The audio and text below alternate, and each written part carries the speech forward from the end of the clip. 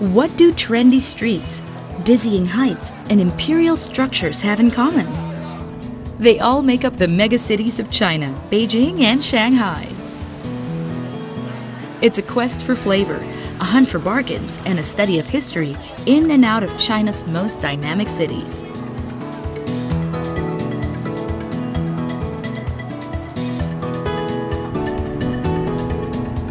Beijing, the imperial seat of China, is big and busy. Monolithic buildings, both old and new, dot the cityscape. Pedestrian stops, gargantuan malls, cafes and shops are full of people on the daily grind.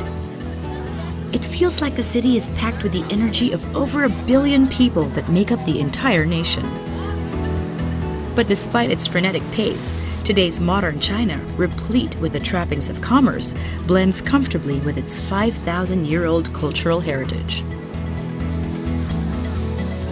Brush up on Chinese history with a trip to the Summer Palace, holiday residence of imperial families.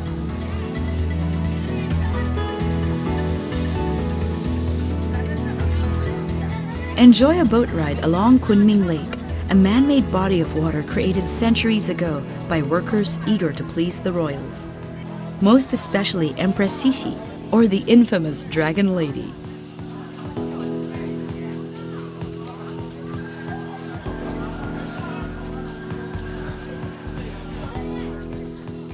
Make like royalty as you stroll along the long corridor, an extended pathway decorated with more than 14,000 paintings.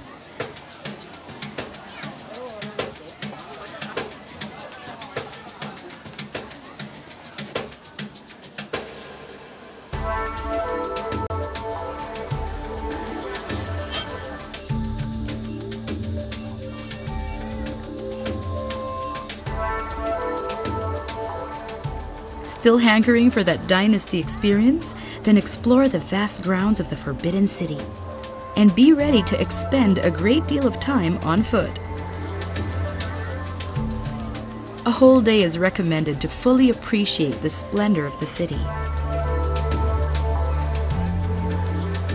Tours begin at Tiananmen Square, one of the largest city squares in the world. This familiar sight greets visitors at the entrance to the imperial city.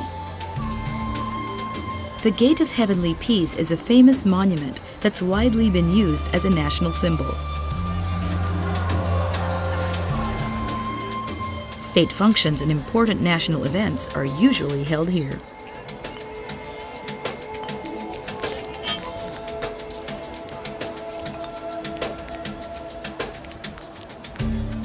A huge courtyard leads to the first gate of the Forbidden City, the Meridian Gate.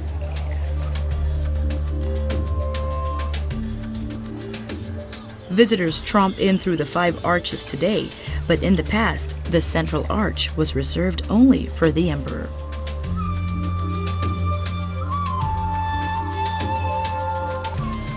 Inside, one can opt to explore the labyrinth of old streets and alleyways on the side, or keep walking towards the main buildings.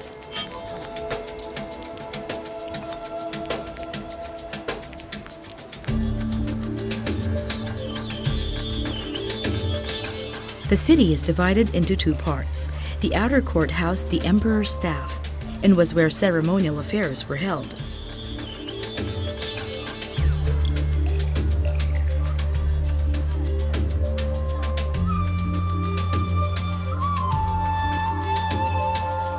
The inner court was solely for the emperor and his family.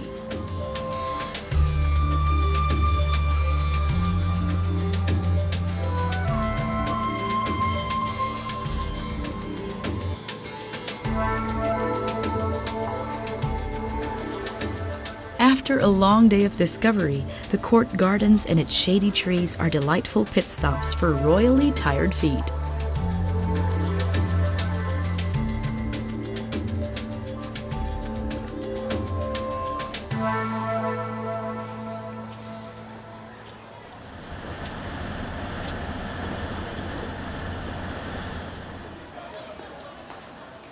A trip to Beijing isn't complete without a visit to the Great Wall.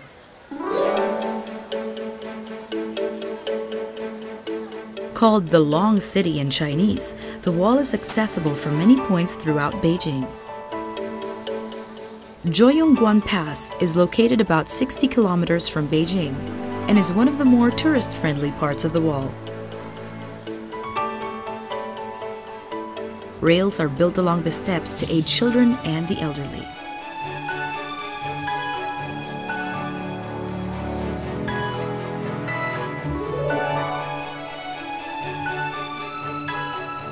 A spectacular view after some 100 steps is a just reward for the climb.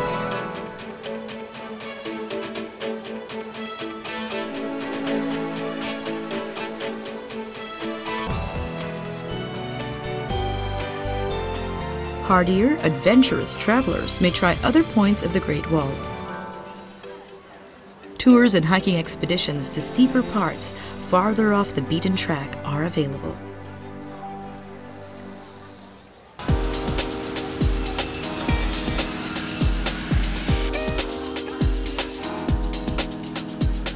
After your romp with history, time for some shopping. Beijing offers goods at every price range imaginable, so prepare for some hardcore bargaining.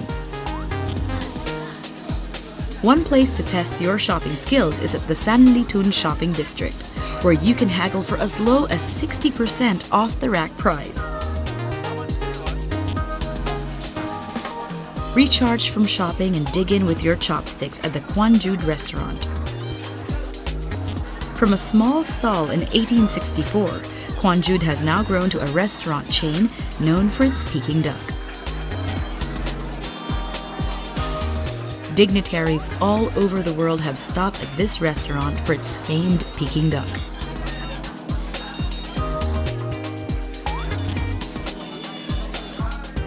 Roasted with hardwood, the duck is crisp on the outside and moist and juicy inside. Savor it.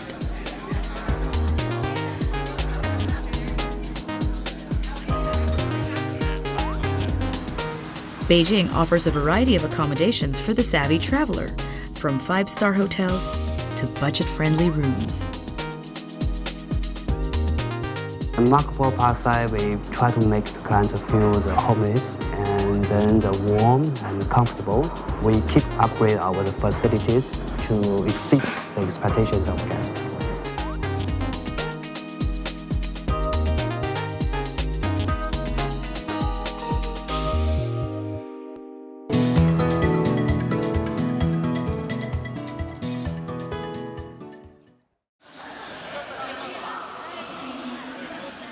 Crossing from one megacity to another is made easier with the Beijing-Shanghai high-speed railway. The bullet train opened to the public on June 2011 and sold out tickets within hours. Less than 5 hours gets you to Shanghai.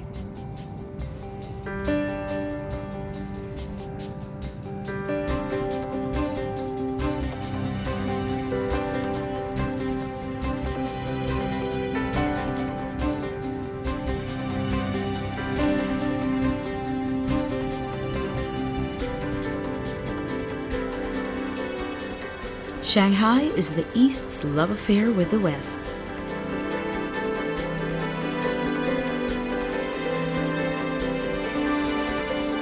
Historically a center for trade in the Asian region, Shanghai has been home to many nationalities engaged in business.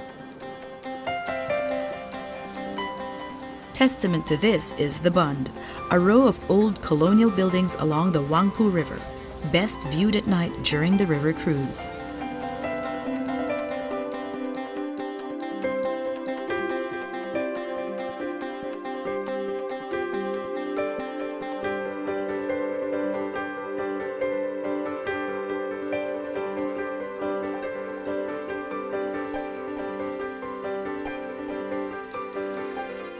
The East meets West feel is further amplified by the Pearl of the Oriental TV Tower's imposing presence.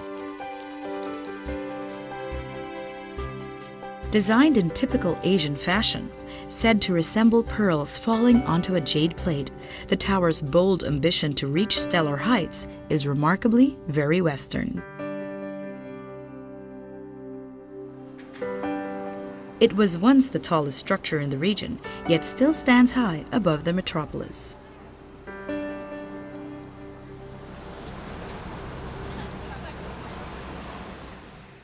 Fittingly, a quick study of the city's history as a bustling port and center of trade is by touring the Shanghai History Development Museum, located at the base of the TV tower.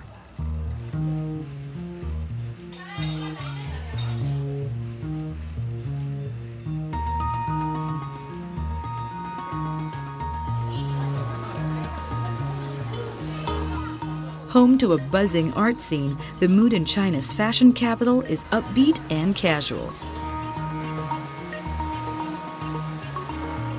Yuyuan Bazaar is an eclectic mix of tea houses, cafes, handicraft stores, and clothing shops around a traditional Chinese garden.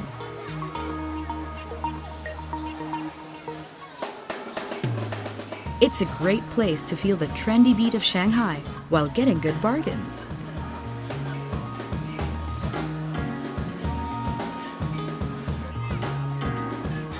Nanjing Road is a shopping wonderland.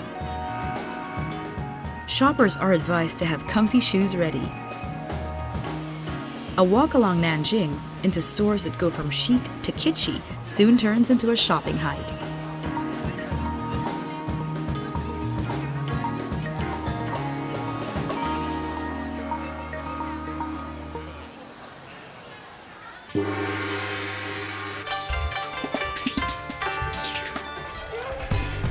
And then there is the entertainment.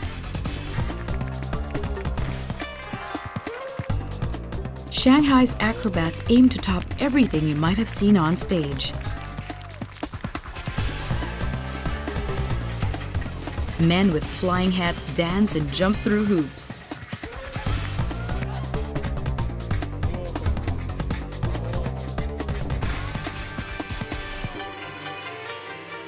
Delicate-looking ladies sashay on stage, bending and twisting their bodies to form giant human sculptures.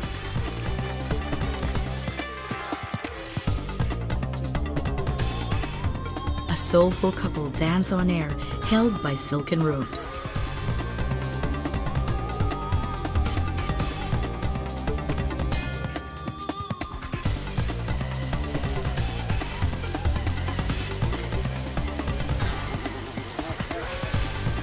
For the grand finale, 8 daring cyclists gun their motors and zip around an enclosed globe-shaped cage, defying fear and gravity, embodying the spirit of the city.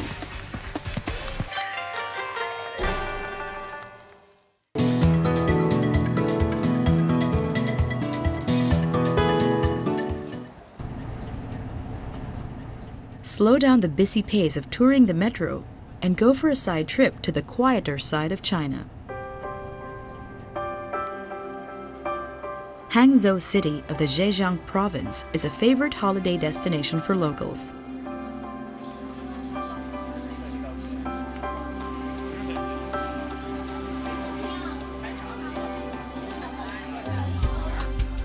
Weekenders from nearby busier cities unwind here for some fresh air and boating at the West Lake.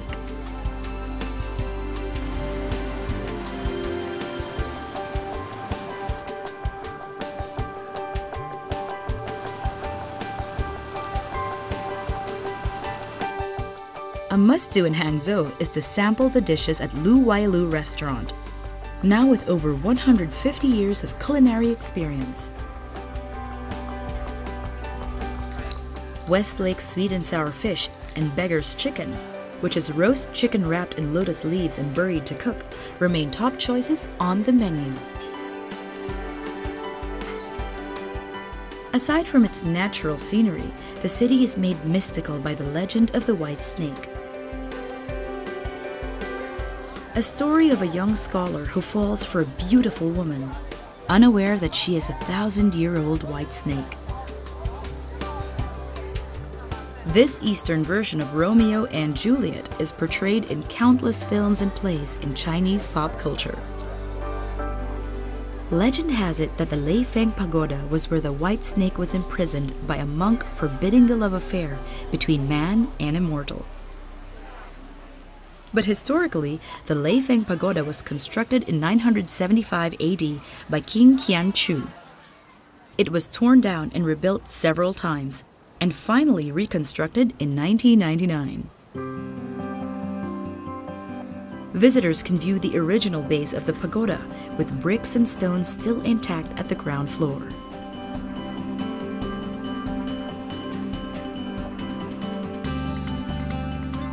Upon ascending the spires of the pagoda, soak in serenity and the view of Hangzhou, extending far into the Zhejiang province. And it is at this moment, atop a centuries-old pagoda, brought to life again by China's zest for everything new and modern, that one truly feels the spirit of the megacities and the union of myth and modernity.